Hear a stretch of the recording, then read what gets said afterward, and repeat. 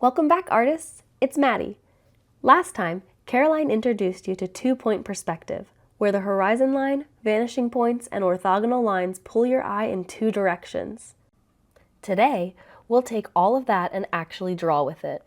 I'll walk you through the whole process, step by step, and then you'll get a chance to try it yourself.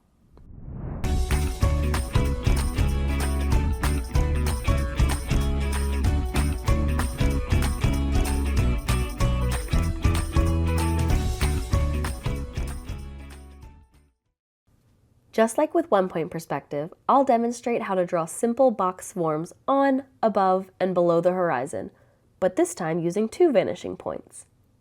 After watching, it'll be your turn to apply two-point perspective techniques to create the illusion of three-dimensional space on a flat surface.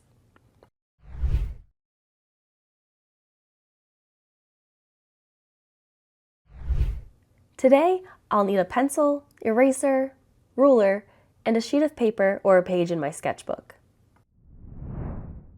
Before I draw anything, I need to set up my page. I'll start by drawing my horizon line lightly across my paper. Remember, this represents eye level. Where I place it on the page will affect what we see on our boxes, so I'm putting mine roughly in the middle for this practice. Next, I need to place my two vanishing points, one on the left side of the horizon line and one on the right. I'm going to place mine pretty far apart, near the edges of my paper. Sometimes vanishing points will fall right at the edge of your paper or even off it entirely. If that happens, you can tape an extra piece of paper to the side of your page and mark your vanishing point there. The farther apart your vanishing points are, the more natural your boxes are going to look. Don't be afraid to give them plenty of space.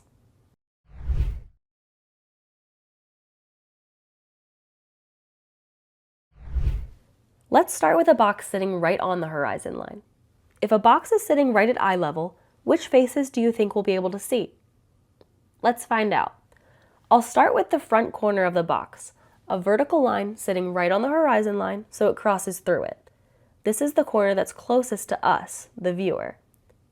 From the top of this line, I'm going to draw two orthogonal lines, one going to the left vanishing point and one going to the right.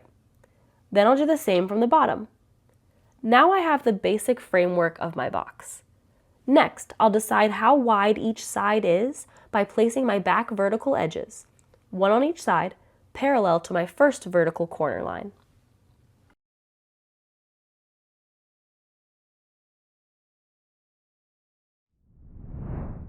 So, which faces can we see? Just the left face and the right face, because the box is right at eye level and we're looking straight at it. No top, no bottom.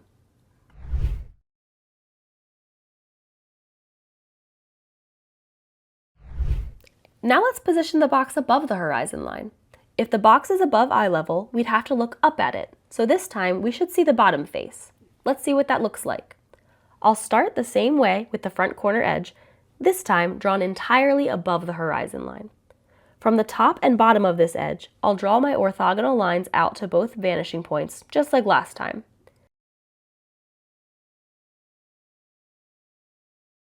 Then I'll place my back vertical edges on each side to determine the width of each face. Now I'll close off the open space below these two faces by connecting those back edges to the opposite vanishing points.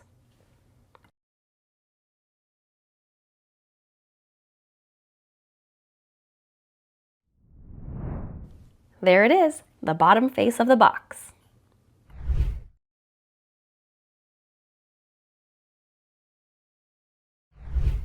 One more position. Let's place the box below the horizon line and below eye level. The process works the same as our last box. I'll draw the front corner edge below the horizon line this time, and then orthogonal lines from the top and bottom to both vanishing points. I'll close the side faces by drawing back vertical edges. Where you place your back vertical edges determines how wide each face of your box is. When I place one back edge close to the front corner, and the other farther away, the face with more space looks wider and the face with less space looks narrower. You're in control of those proportions, so you can adjust the width of each face to get the shape you're after. Lastly, I'll close off the form by drawing lines from the back edges to the opposite vanishing points. And there's our top face.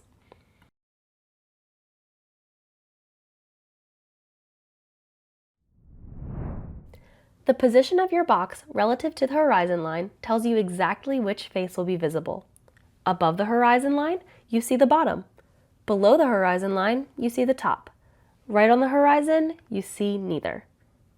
Now it's your turn to practice. Grab your materials, work through drawing your own 2-point perspective boxes, and I'll see you soon. Hey!